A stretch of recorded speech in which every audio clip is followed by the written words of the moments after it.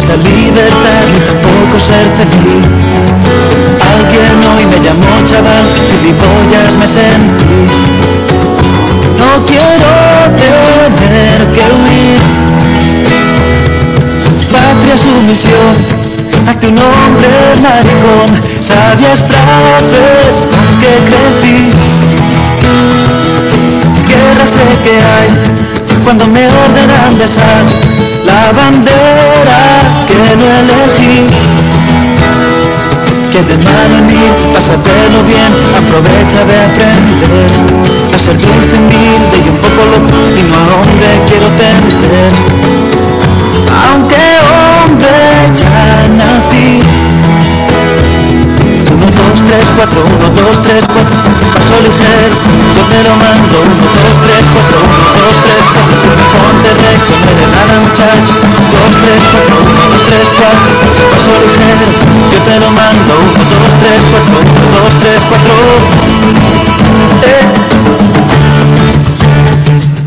Javier Álvarez en esta canción 1, 2, 3, 4 sobre el tema de la insumisión. Y la insumisión parece ser que todavía no ha terminado, aunque bueno, la Mili ya desapareció hace ya un tiempo. Justamente el 31 de diciembre se suspendió el servicio militar. Sin embargo, todavía hay presos insumisos, y de los 5 que hay en el Estado español, con nosotros contamos de estar con 3 de ellos. José Ignacio Arroyo, bienvenido. Buenas noches. Buenas noches. José Ignacio, que estás en la cárcel de Basauri y estás por deserción, en principio. Estás en 3er grado, duermes en la cárcel, o sea que dentro de un rato tienes que ir para allí. Dentro de un rato tengo que marchar para allá, sí. Entramos a las 11. ¿Para el calabozo? Para el calabozo, bueno, para el calabozo, para la celda. Le llamamos chabolo, en nuestra jerga le llamamos así. Sí, en esas nuevas condiciones está Ander Iguren. Bienvenido, Ander. Bueno, buenas noches. Que también te tienes que ir para allí, para la celda. Bueno, casualmente esta semana no, porque estoy de permiso penitenciario, pero bueno, en principio sí tengo la obligación de ir a dormir de 11 de la noche a 7 de la mañana de lunes a jueves. Por cierto, que José Ignacio, el resto del día eres profesor de matemáticas en la Universidad del País Vasco, en Leioa. Sí, esa es la ocupación que tengo ahora. Dado contraste, ¿no? Bueno, pues realmente pues la cárcel es algo que es bastante duro y es bastante, contrasta un montón con el resto de las actividades que puede tener uno, ¿no? Es normal. Sí, y el tercer insumiso que tenemos con nosotros es Alberto Estefanía, que estás un poquito lejos, estás en Alcalá, en Madrid. Sí, así es, en la cárcel militar de Alcalá de Henares. En la cárcel militar de Alcalá de Henares. Bien, bueno, pues hay muchas cosas para comentar. En principio, pues bueno, parece que suena rarísimo esto, ¿no? De que todavía haya insumisos presos. Bueno, que ya hemos dicho que 5, 3 estáis aquí y 4 sois vizcaínos. Sí. ¿Con los que os pusierais de acuerdo o que el movimiento de objeción de conciencia de insumisión? Bueno, insumisos ha habido en todos los lugares del Estado, pero bueno, parece que ha coincidido, bueno, que ahora hay 4 vizcaínos y otro valenciano, aunque también es verdad que en Euskal Herria sí que ha tenido la insumisión una fuerza mayor quizá que en otras partes del Estado, ¿no? Alberto y José Ignacio desertasteis justamente el mismo día, en el cuartel de Munguía, el 17 de febrero de 1998. ¿Cómo fue esto? ¿Cómo fueron los hechos? Sí, pues nos tocó ir al cuartel de Munguía a hacer la mili. Nosotros ya, por supuesto, íbamos premeditadamente a desertar, ¿no? Dentro de nuestra campaña de insumisión en los cuarteles. Entonces, pues fuimos allí, como cualquier otro mozo que llaman a la mili, firmamos, con lo cual adquirimos la condición de militares, y ese mismo día que nos dejaron ir a casa a dormir, pues nos fuimos y no volvimos, por supuesto. Volvimos 3 días después, junto con otro insumiso más del grupo, a hacer pública nuestra deserción ahí mismo delante del cuartel, ya te he dicho, 3 días después, el jueves. Y ahí nos quitamos fuimos vestidos de militares, nos quitamos la ropa militar y proclamamos que desertamos al ejército, que pedíamos su abolición y que el dinero del gasto militar se destine a causas sociales. Ahí lo hicimos delante del cuartel de Munguía. ¿Y qué pasó? Pues bueno, pasó lo que tenía que pasar, que evidentemente eso nos juzgaron por deserción. Tuvimos un consejo de guerra en Coruña, eso ocurrió en enero del año 2000. Tuvimos un consejo de guerra en el cual hicimos una defensa política, digamos, de nuestros argumentos. Volvimos a pedir la abolición del ejército, invitamos al mismo tribunal de generales, ¿no? de jueces militares, les invitamos a que desertasen ellos también, Y ¿Qué cara pusieron? la verdad es que el juicio parecía más bien un juicio a ellos que a nosotros por todas las por todos los argumentos que les dijimos y todas las arengas, ¿no? Entonces ponían una cara del chaparrón que les estaba cayendo. Y bueno, nos condenaron, como no podía ser de otra manera, a 2 años y 4 meses. Bueno, ya estáis en ello, en esa condena. Ander, ¿y tu caso? Bueno, yo, aunque también soy insumiso, más viejo que estos chavalitos, yo hice insumisión en el 89, yo estoy actualmente en prisión por 2 causas de allanamiento de instalaciones militares. Otra de las herramientas que utilizamos desde el antimilitarismo un poco para denunciar al ejército y ponerlo en cuestión, crear un debate en torno a él, son las acciones directas no violentas, que seguramente mucha gente que nos está escuchando pues habrá visto en la tele, en los periódicos, etcétera, pues que es en lo que nosotros llamamos esos asaltos al gobierno militar en Bilbao y en otros sitios, en instalaciones militares, y debido a 2 de ellas, pues yo también tuve 2 consejos de guerra y en cada uno de ellos me condenaron a 1 año de prisión. Debido a que tenía antecedentes por ser insumiso, pues entré en prisión el 27 de enero del año pasado. Y hasta ahora estoy, pues bueno, pasé un tiempo en la prisión militar como Alberto, y luego yo solicité a la vez que José Ignacio, solicité el traslado pues por razones personales aquí a la prisión de Basauri. Entonces es muy resumido un poco, lo que pasa que es diferente el delito de deserción o insumisión que puede entender la gente con lo que es allanamiento e instalación militar. Es uno de los pocos delitos que a los no militares se les puede juzgar en consejo de guerra. Entonces yo fui junto a otro montón de gente juzgado. Lo que pasa en mi caso, debido a los antecedentes, pues me metieron en prisión. Sí, a los insumisos del gobierno os invitó a pedir el indulto.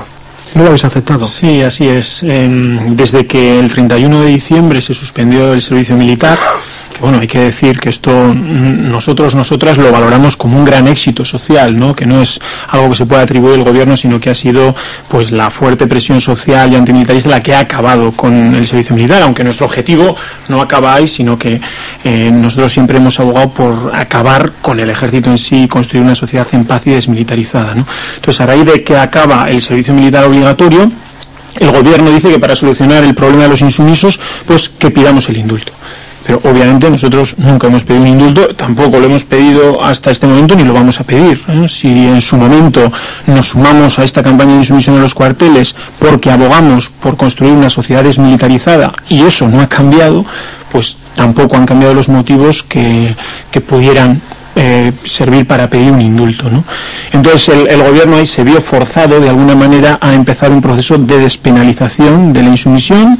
Eso hay ahora, ¿no? Exactamente, ahí está ahora. Esto empieza a primeros de febrero, el 1 de febrero, si no recuerdo mal, y bueno, eso es toda una ley que empieza, pasa por el Congreso, por el Senado. En estos momentos se aprobó en el Senado y falta que se publique en el BOE, y a partir de ese momento tiene que haber unas revisiones de condena por parte de la Judicatura que pudieran escarcelarnos. ¿Y cuáles son vuestras motivaciones? ¿Qué objetivos perseguís después de que, bueno, que como sumisos estéis ahora mismo presos en la cárcel, de que el gobierno os invitara a pedir incluso el indulto y que sigáis ahí? Bueno, ¿cuáles son este tipo de motivaciones, José Ignacio? El tipo de motivaciones, nosotros por lo que abogamos es por un mundo sin ejércitos, y realmente el mundo en el que tenemos pues no solo es que tenga ejércitos, sino todo lo que conlleva, ¿no? Conlleva, por ejemplo, una cultura de preparar la guerra, una industria, por ejemplo, de preparar la guerra, una industria armamentística, un concepto de la resolución de conflictos, ¿no? Mediante la fuerza, mediante la violencia, en lugar de un abordamiento de los conflictos desde otro tipo de valores. Y entonces nosotros abogamos porque todas estas cosas cambien. Evidentemente, porque aunque acabe el servicio militar, pues sigue habiendo un ejército. Ahora hay ejército profesional, ¿no? Que sigue gastando un montón de dinero. Pero siguen estando ahí todas las motivaciones por las que luchamos. Entonces, por eso nuestro trabajo sigue siendo de denuncia de todo esto, del ingente gasto militar, del cual no estamos exentos. Ya, claro, el tema de la fabricación de armas, empecemos por aquí mismo, ¿no? Por Euskal Herria.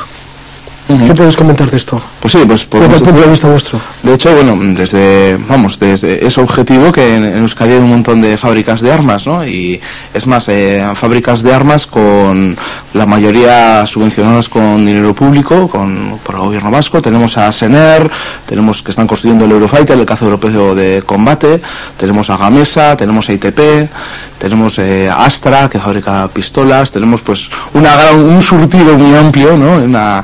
Un surtido muy amplio de fábricas tenemos a Expal también, que fabrican minas antipersonales y otro tipo de explosivos, y la facturación anual de estas empresas es tremenda y es realmente escalofriante que se esté haciendo negocio con la guerra, ¿no? Con bombas, con aviones que están explotando, matando gente en otros sitios, mientras aquí hay empresas que se enriquecen con ello. Ya, porque claro, el comercio de armas es un gran negocio. Uno de los principales negocios. Claro, exactamente. ¿No? Sí, de dinero negro es el negocio que más mueve, y aparte luego habría que hablar... Más que las drogas. Sí, más que el comercio de drogas, y luego habría que hablar de todo el dinero que mueve legalmente entre gobiernos, ¿no? Por ejemplo, un dato muy significativo es que en los últimos 5 años el gobierno español ha exportado armas a Israel por más de 14 millones de euros, ¿no? Entonces, ante esta barbaridad, ¿no?, de tanto dinero empleado para crear muerte y destrucción, lo que pedimos nosotros es simplemente un poco de ética y un poco de lógica, ¿no? Hay un dato que a mí me ayuda a reflexionar, ¿no?, que es como muy significativo. Bueno, en primer lugar habría que decir que cada día en el mundo se gastan 485.000 millones de pesetas, cada día.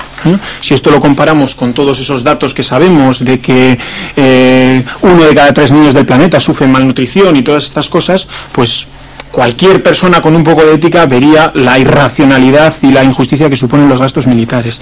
Según la ONU, por ejemplo, por decir un dato muy, muy concreto, es que con 9 días de gasto militar se pueden cubrir las necesidades de nutrición, sanidad y educación básicas para todas las personas del planeta. Entonces, ¿qué pedimos desde el movimiento antimilitarista? Pues lo que pedimos es que lo que se necesita para cubrir esas necesidades tan perentorias de la población se utilice, se quite de los gastos militares, y que el resto del gasto militar se utilice para defendernos de lo que realmente la gente queremos defendernos, porque no creo que nadie esté muy preocupado por el posible enemigo marroquí que venga a atacarnos, ¿no?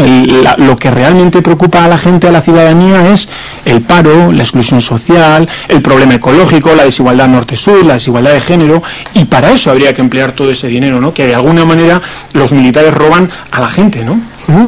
Sí, pero hoy en día también se habla de las intervenciones militares en ayuda humanitaria, y se supone que pues igual estas armas sirven para estas acciones humanitarias en principio. Hombre, esa es otra de las claves que se utiliza desde el poder, digamos, para asentar un pensamiento único, ¿no? En este caso no es solo despilfarrar recursos económicos, ¿no? No solo utilizar gente a través de la conscripción o a través del ejército profesional, etcétera, sino que también hay una necesidad de una justificación ideológica, ¿no? En este caso, para nosotros es sangrante, es patético, es, todo tipo de adjetivos que puedan definir bien claro nuestros sentimientos hacia la utilización del dolor ajeno para justificar un ejército de cualquier país. Esto es una política desde la OTAN, desde los países occidentales, para asentar sistemas internos que son sus propios ejércitos, para intentar, lavar una imagen, dar una imagen positiva. Pues los ejércitos están en guerras humanitarias para ayudar a los niños, para traer al niño de Afganistán con la cabeza hinchada, etcétera, etcétera. Si realmente los ejércitos son necesarios para eso, pues realmente nosotros pensamos que deberían, ellos nos dan argumentos para su propia desaparición. Utilicemos los recursos pues para eso, para sanar a la gente. El ejemplo de toda la vida, que ya Franco lo utilizaba, ¿no? Cuando hay un incendio y mandaba el ejército, o incluso en las inundaciones en Bilbao llegaba el ejército. Yo tengo un primo en Darba que estaba en Coruña, lo mandaron aquí al Imperio. ¿Hace falta realmente el ejército para eso? ¿La función verdadera del ejército es esa? Eso es lo que el fondo de la cuestión. No, evidentemente los ejércitos no están para eso, pero les viene muy bien en un mundo cada vez más hipócrita, pues utilizar una imagen concreta pues para dar a entender entender que el ejército está para eso, es crear una confusión o crear una información tal que la gente no esté dispuesta a pensar sobre el tema, porque al final, al cabo, bastantes problemas tenemos cada uno como para pensar en esas cosas. Por ejemplo, el tema de Yugoslavia, ¿no? ¿Por qué no interviene la OTAN y tal? Porque mira lo que se está pasando allí con esta población. Por ejemplo, el tema de Timor Oriental, pues con Timor Oriental, que fue invadida por los indonesios y todas las matanzas que estaban haciendo después del referéndum, porque había salido la independencia para Timor y todo esto. Y dices, bueno, pues no sé. Yo creo, o sea, a nosotros, después de más o menos ir estudiando un poquito, ¿no?, los diferentes conflictos bélicos que hay, o sea, no nos cabe ninguna duda que lo más humanitario que podrían hacer los ejércitos es desaparecer. O sea, ninguna duda. De hecho, el verdadero papel que cumplen los ejércitos en el planeta es defender los intereses de los más enriquecidos. Y cuando intervienen en algún conflicto es porque detrás hay intereses. Y podríamos hablar del caso de Afganistán, de la guerra del Golfo, etcétera, etcétera. Y luego hacen, como comentaba Ander, pequeñas misiones humanitarias, con muchas comillas, que lo único que persiguen es lavar la cara de los ejércitos y justificarles. Por ejemplo, en Albania hubo un caso muy concreto que yo creo que es muy significativo. El ejército español se gastó 8.000 millones de pesetas en montar un campo de refugiados. Fue allí con flota, llevó de todo para construir un campo de refugiados. Y se gastó por refugiado más de 1 millón de pesetas por persona.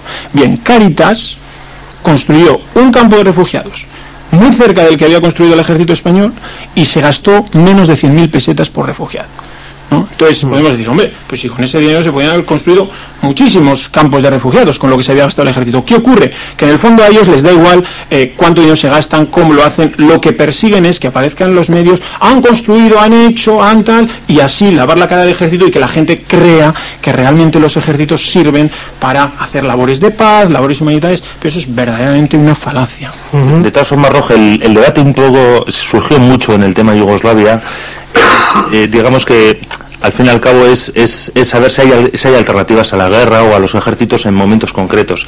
Y siempre se plantean en la fase ya terminal, ¿no? Cuando el moribundo ya está medio muerto, le queda el último suspiro, y ahora ¿qué hacéis vosotros para sanarlo, no? Claro, nosotros desde luego desde el antimilitarismo hacemos una labor previa importante, o sea, a través de la denuncia, el trabajo en actitudes, en valores, etcétera, etcétera. Pero hay siempre un momento, digamos, dramático hay, en el cual, pero si viniese aquí la OTAN y les echasen las bombas inteligentes a los malos, porque aparte hay una fase previa de quién eran los malos, ¿no? Entonces, el sufrimiento que tienen los pobrecitos de allí lo resolveríamos. Eso, para nosotros es una simpleza. Porque plantear las cosas en esa clave, igual es fuerte decirlo así, ¿no? Pero es una simpleza, es obviar todo un proceso. La vida, a nivel personal, a nivel colectivo, las guerras, son procesos. Y son procesos en los cuales se llega por unos intereses concretos. No es cosa ni de libre albedrío ni nada. Es un momento concreto en el cual, incluso dentro de la justificación esa ideológica que hicimos, Yugoslavia les vino muy bien a ese nivel, o intentaron que les viniese muy bien. Incluso en el momento concreto, cuando ya están las cosas muy mal, cogemos los buenos y machacamos al malo en el momento preciso. Obviando totalmente la memoria histórica, los procesos, etcétera, etcétera. Al final nos movemos por un sentido de simplezas, de fórmulas mágicas, de recetas mágicas. El tema da mucho de sí. Esto es un poco sí, la verdad que da mucho, sí, por eso lo he metido, ¿no?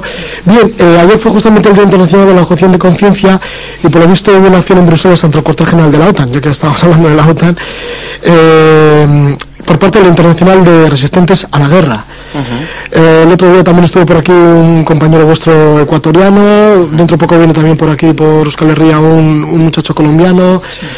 Parece que hay ya muchas redes, ¿no?, de objetivos de conciencia, pero ya internacionales en todo el mundo. Sí, nosotros tres pertenecemos al movimiento de objeción de conciencia, al grupo antimilitarista de Bilbao, que se coordina a nivel estatal bajo esas siglas, ¿no?, Movimiento de Objeción de Conciencia, y estamos coordinados a nivel internacional dentro de la Internacional de Resistentes a la Guerra, que es una asociación que surge pues allá después de la Primera Guerra Mundial, que surge bajo la única declaración ideológica de la frase: la guerra es un crimen contra la humanidad y por tanto lucharemos por su abolición y por la de sus causas, ¿no? Y han pertenecido, es un lema que por supuesto define muy elocuentemente por lo que luchamos, y es muy importante a la hora de luchar contra un monstruo tan grande, tan globalizado, tan extendido como es la guerra, siendo un gran negocio por otro lado, claro, siendo un gran negocio, actuando de forma internacional, es importantísimo el mantener redes de comunicación entre grupos. Y ya que estamos hablando de la cuestión internacional, ¿qué sucede después del 11 de septiembre? Bush anunció que iba a duplicar el gasto militar, las sociedades se están más militarizando. Sí, se está tomando, después de los eventos del 11 de septiembre, ha habido un giro, digamos, en el enfoque, digamos, oficial del análisis de los conflictos, análisis de las guerras. Digamos que Bush, tal y como se preveía desde el día siguiente, pues dijo que iba a duplicar el gasto militar, que lo iba a elevar de una forma tremenda. El resto de estados lo ha aplaudido, han estado enfocando en la misma línea, y de hecho podemos ver que hay un enfoque de una forma más, digamos, negativa, clásica de las guerras, ¿no? Una visión no sé cómo decir. Quedado... Bueno, vamos a sacar las castañas de fuego, ¿no?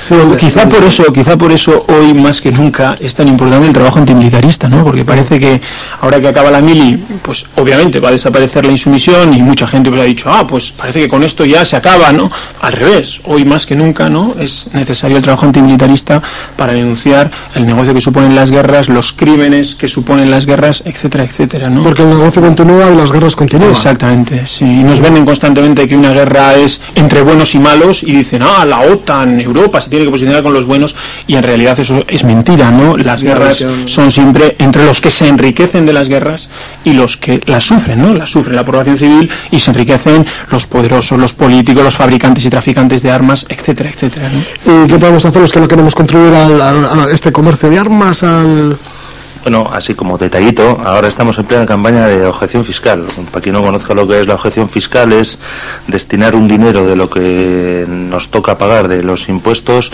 destinarlos a un proyecto diferente. ¿Por qué? Porque lo que tratamos es simbólicamente de no colaborar con la parte de impuestos que van destinados a gasto militar. Este año hay una cifra simbólica, 84 euros, que son los destinados para proyectos alternativos, que hay unos 13 de todo tipo de índole. Y el 84 pues que representa un poco la simbología de los 84 países empobrecidos debido a la deuda externa, ¿no? Entonces, pues bueno, eso es una herramienta que sabemos que está bastante acotada, pues porque no tiene mucha fuerza, en el sentido de que no tiene mucho margen de maniobra debido a cómo está organizada el tema de los impuestos, digamos, pero sí que tiene la simbología o la pedagogía de lo que significa poner en cuestión las cosas. Lo mismo que hemos comentado antes del tema del gasto militar, el ejército, su justificación ideológica, para nosotros es primordial, y en ese contexto ahí entra el factor importante del 11 de septiembre, romper un poco la lógica de pensamiento único que se llama, etcétera, en torno a esto. Para nosotros una de nuestras labores o funciones que nos damos a nosotros mismos es crear ese debate en torno a esa lógica, a la lógica de cómo las cosas funcionan de una forma y encima no hay ni siquiera capacidad de responder. Nosotros pensamos, no solo con la objeción fiscal, con la desobediencia, la insumisión, etcétera, hay herramientas realmente para organizarse y contestar y organizarse de forma autogestionaria, etcétera, etcétera, y dar respuesta a toda esa situación. ¿Qué es difícil?